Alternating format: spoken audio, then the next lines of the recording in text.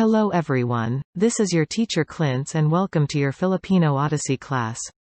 Our lesson for today is about the origin of the Philippines. The Philippines as part of a supercontinent. According to a German scientist named Alfred Wegener, about 240 million years ago, the world was made up of one large landmass. This huge landmass was called Pangaea. Continent drift theory. About 200 million years ago, Pangaea slowly divided into two parts into Laurasia in the northern hemisphere and Gondwanaland in the southern hemisphere. It is believed that the Philippines originated from the continent of Laurasia. These are the division of Pangaea. First is the Permian, it is about 250 million years ago. Second is Triassic and it is about 200 million years ago. Third is the Jurassic and it is about 145 million years ago.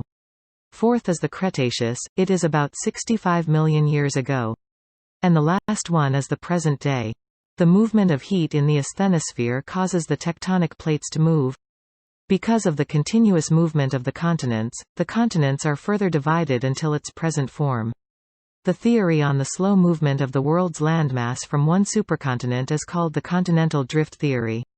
Wegener proves his theory with the following evidences. The similarity in the fossilized animal remains found in South America and Africa. The complementary shapes of Southern America's coastline with that of the western coastline of Africa. The matching rock and mountain formations in South America and Africa. The tectonic plate theory, on the other hand, explains the movement of landmasses. According to the theory, the crust is made up of huge and thick masses of land called tectonic plates. Due to the circular movement of heat underneath the tectonic plates, in the asthenosphere found in the mantle, tectonic plates move away, toward, and sideways each other. This process is responsible not only for the movement of tectonic plates but also for other geographical processes like earthquakes, volcanic eruptions, and formation of mountains. The Philippines and VOLCANISM. According to American scientist Bailey Willis and his Pacific theory, the Philippines was formed as a result of volcanism, or the eruption of volcanoes, on the ocean floor. According to him, it was 200 million years ago when the eruption of volcanoes around the Pacific Basin caused the formation of islands in the Pacific.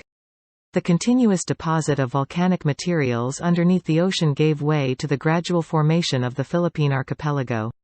The presence of corals and old volcanic materials in Baguio City and nearby mountains, for example, is evidence to Willis's theory. Land bridges theory. According to the land bridges theory, land bridges used to connect the Philippine island to each other, and Philippines to some countries in Southeast Asia. Scientists offered some evidences to prove their theory.